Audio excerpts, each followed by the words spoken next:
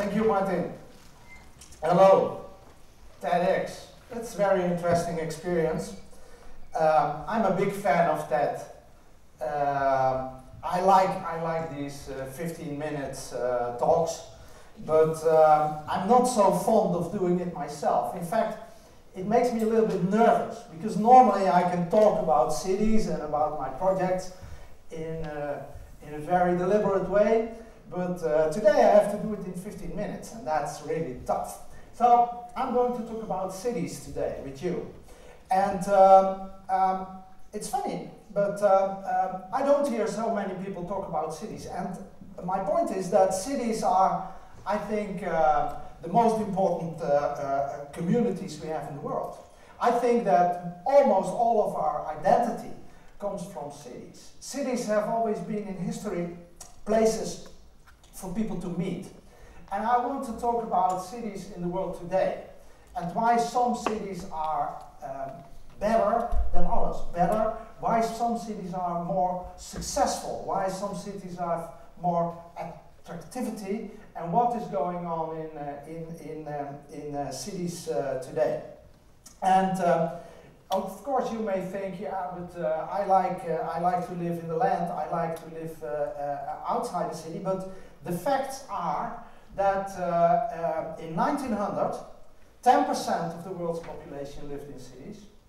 That today, about 50% of the world's population lives in cities. And that it is estimated that in 2050, 75% of the world's population will live in cities. So we better start to think about sustainability and attractivity of cities immediately before it's too late. Because cities are the solution and the answers have the solutions and the answers to most of the world's problems in them. Now, another thing we have to understand is that there is a difference in the world between the different continents when we talk about cities. The fastest growing cities today are in South America, Africa, and of course in Asia, in China. And there is a big difference between the fast-growing cities in China and in Africa and the cities in Europe. Because in Europe, we see that industry is leaving and that the main source of energy, the main source of growth for our cities is changing. It's not caused by the crisis. No, it causes the crisis itself. The movement of industry, of the companies, the production companies from Europe to Asia and to other countries is an important cause of the crisis. And in countries like China, there is this other development going on where many people who are still living in the land are moving to the cities. So the cities in China have these aspects that we are really fascinated by, because they are mostly today, lots of them, concrete and highways. So you could say that before the Chinese people get rich, they will get fat, because they sit in their car and they go and move, most of them in the concrete jungle. But there's a very important reason for that. Why do people do that? Why do they move from the land to the city? It's very simple. The city is one big emancipation machine. The city gives us hope for a better future. The city offers us an opportunity for our kids to live and to live a better life than we had in the land. This is the main reason why people move to cities. And there's another aspect I want to point out, and that is that cities, I think, are more important than countries. I think cities are the main core to identify with. If somebody asks you where do you come from, many people will, of course, talk about their country, but also mention their city. And this is because in the city you know the things, you know where you want to go. This is your habitat. You know, it's the area that you can recognize. And it's interesting to see that there are, in a way, different types of countries with their cities. Like, I will give you an example. In Russia, Moscow is the city. The rest of the country, you have to imagine, in Moscow, Russia has 180 million people. 20 million of them live in Moscow. Then there are 6 other cities with more than 1 million inhabitants. 1 million, 2 million. And the rest of the 180 million people live in this huge, vast wilderness. Yeah? So that is a real city. Moscow is different from everything else in Russia. In Germany, it's completely different. In the USA, it's completely different. There you have different big cities all over the land. So in Germany, you can identify easily with Frankfurt, you can identify easily with Munich, you can identify with Berlin, and you can find a lot of Germans that don't like Berlin. You cannot find so many people in France that don't like Paris.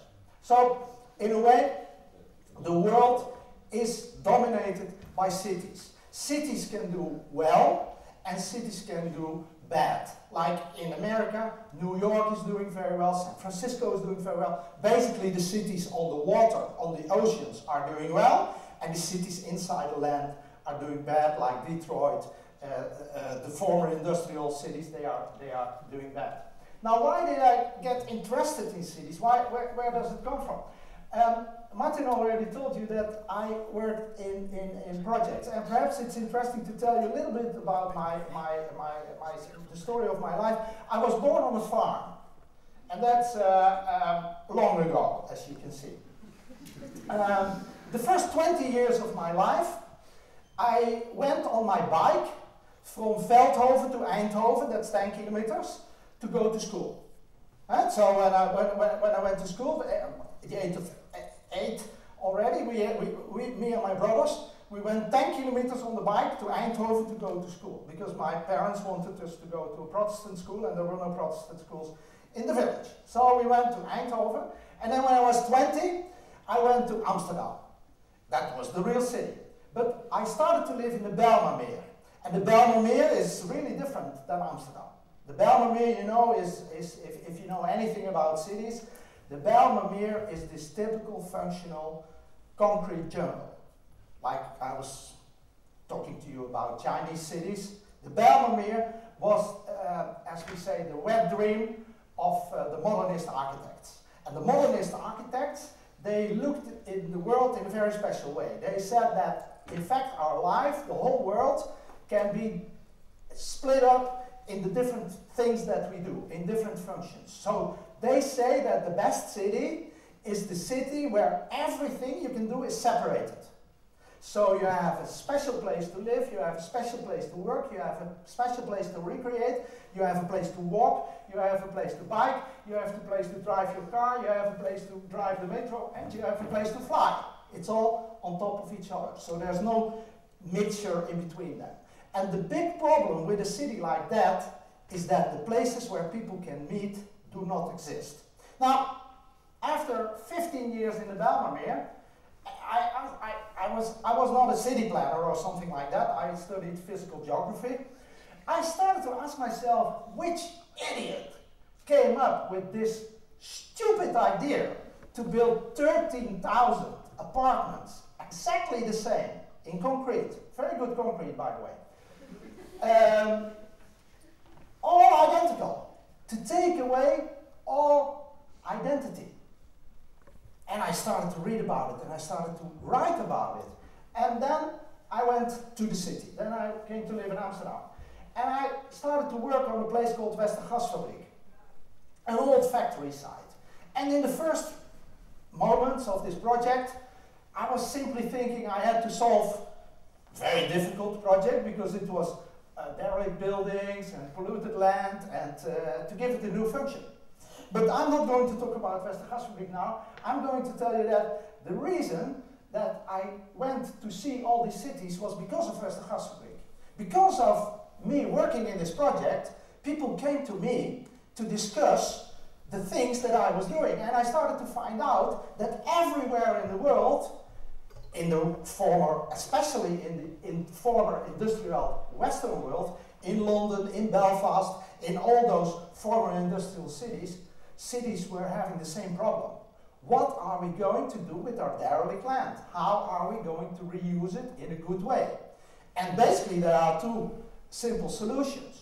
You are going to really reuse it and keep as much as you want, cradle to cradle, or you follow the American way, you just leave it where it is and you start somewhere else. Okay, so I had the opportunity, because of Westergasfabriek, to visit all these cities, but mostly not the nicest parts of the cities. I always had the opportunity to see the backside, the problematic side. And I started to ask myself, what do these projects have in common?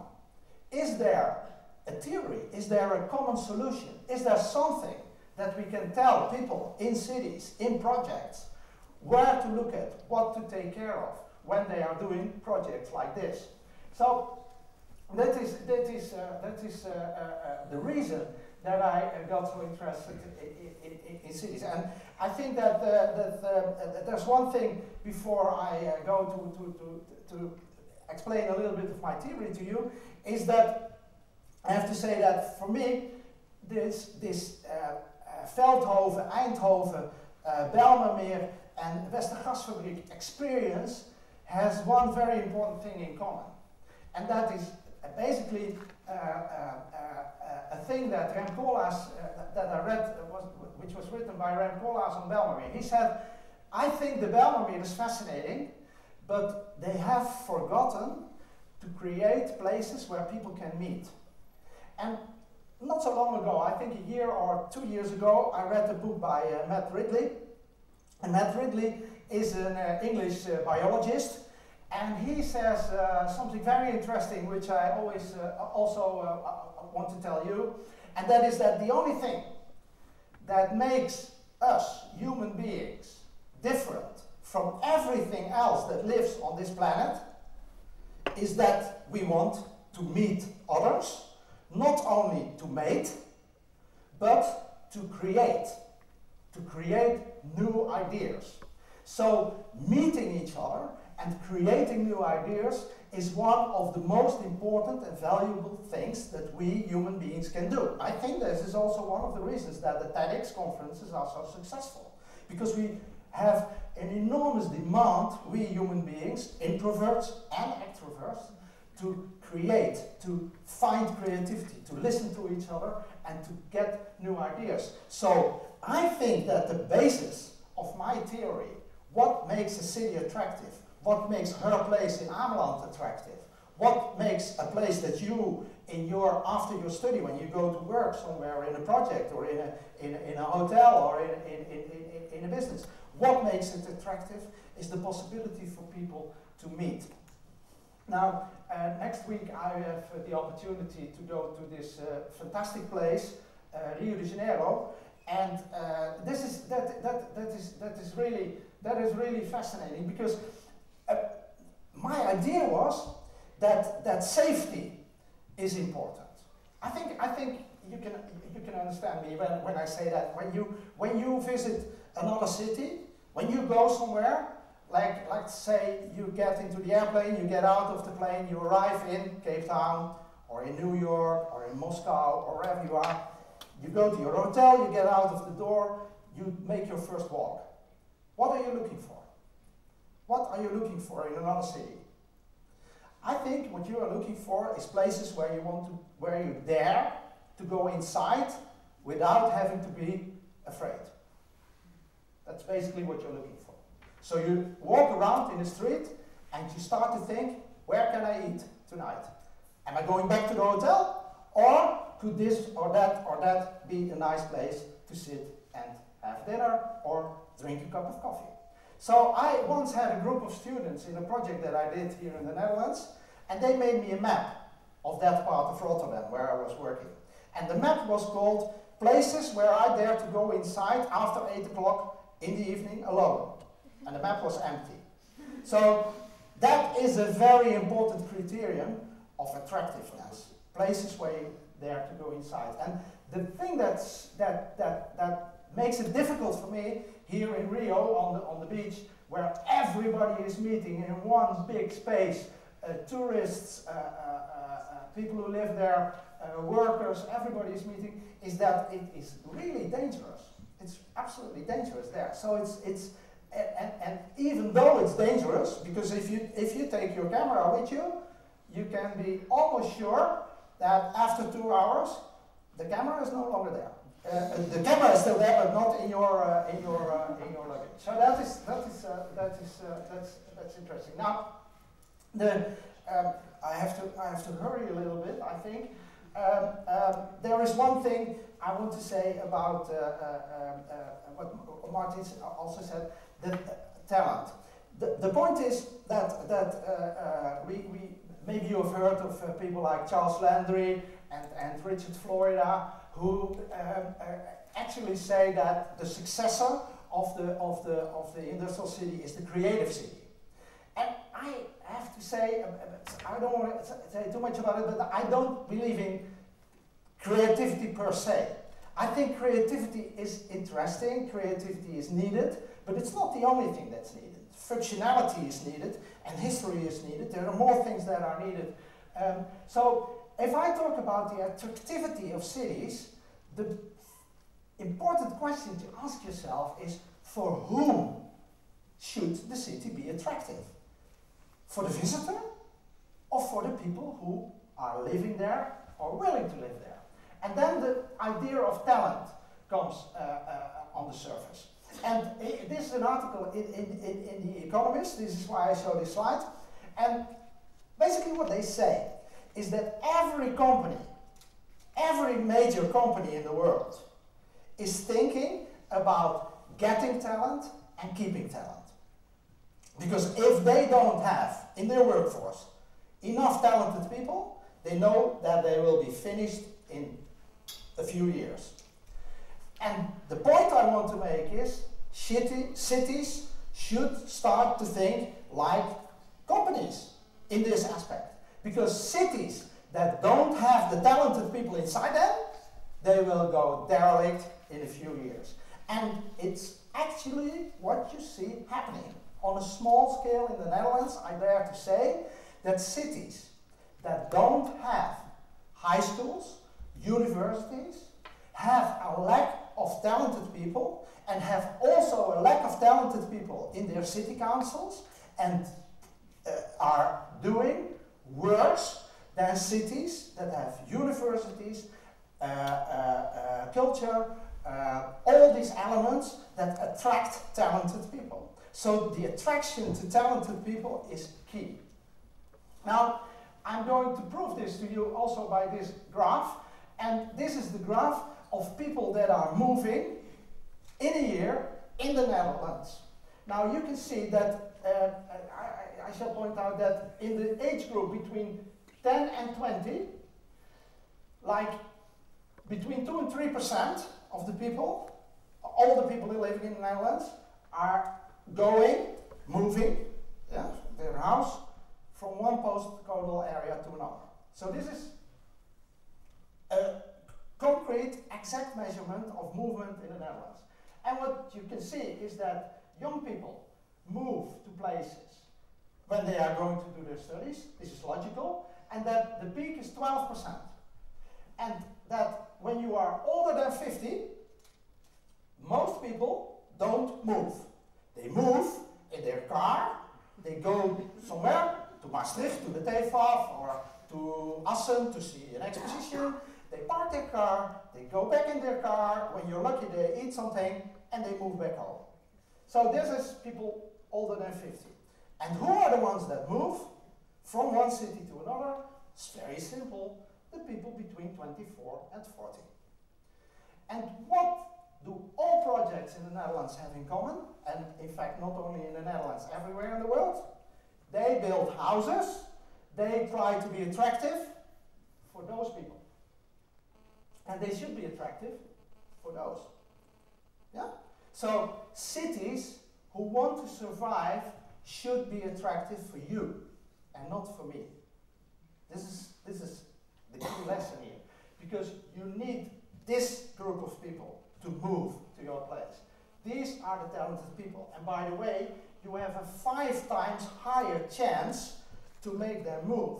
So this is the point I want to make, that cities need to invest in culture.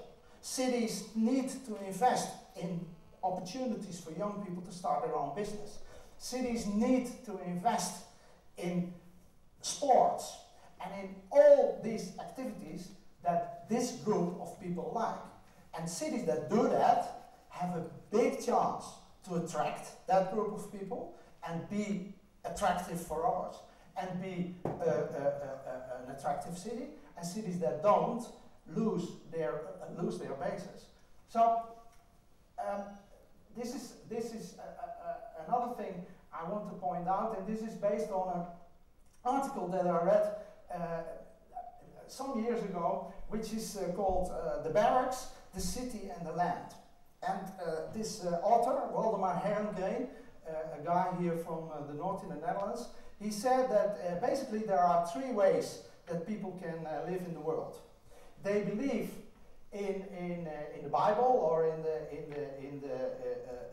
Quran or in a holy book, and they believe in rituals and make that their most important thing in their life. That is the attitude of the land. Then there is this attitude that came up in the last 200 years during industrialization, and that is the attitude of the factory, where everything is linear and everything is organized. And you showed that in the first lecture, this pyramid of organization. And then there is the idea that you need also in your life excitement and things that are different. And this is what you find in the city, the unexpected.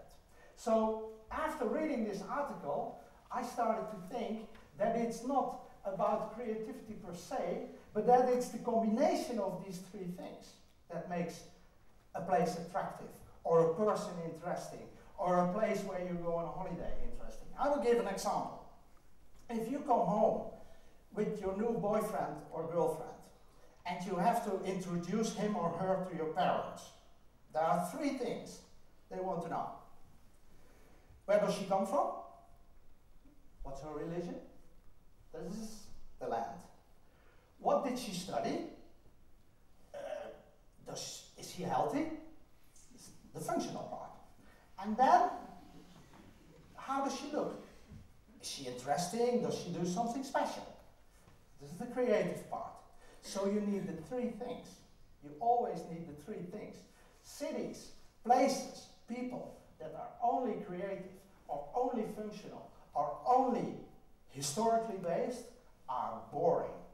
You need places that have all 3 in it. And when you have all 3 in it, when you have creativity and functionality and a good story to tell, that makes your city attractive. So this, I come to the end of my talk, is Amsterdam in summer. And you see what's happening here. People are sitting outside. They have their bags here. And I bet that inside this bag is the money, the iPhone, the iPad, her whole life. And it's standing on the edge of the road for everybody to get. And I assume that it's not a big chance that this will happen here. Although I think I should tell her that it's also in Amsterdam wisely to put it on the other side of the chair. But the thing that this picture tells is this is what we like. This is what we all like. When we go to a city and we see this, we feel happy. We feel trusted because we think, hey, this could be a place where I could go. This is a place where I feel safe. This is a place where I can connect. So when I went to Beijing in China and I had the opportunity to speak on a conference there, I rented a bike and I spent an extra 4 days in China and biked through the whole city. And it was fascinating. I'm not going to say horrible, but it was fascinating. And because you are continuously looking, where can I eat, where can I drink, and all these shiny signs, and you don't understand, you feel like alone in the wilderness. And then suddenly I come to this place. And you see it's exactly the same what they did. It's creativity, it's functionality, and it's history. It's they have put a tree here to show us that they are sustainable. They have put the fish here to say the message we are creative as well. It's not very functional. It's not. Hey, we know that, like in Antwerp and in New York, the roads are not so nicely paved as in Amsterdam and in the Netherlands, but it's still clean. It's clean. It's not very functional, but it's clean. But the most important thing that's happening is this one, is the umbrella and the chair and this. So that is what makes the place attractive. This is the message I want to tell you today. That is, a creative city, an attractive city, offers us opportunities for people to meet. Thank you.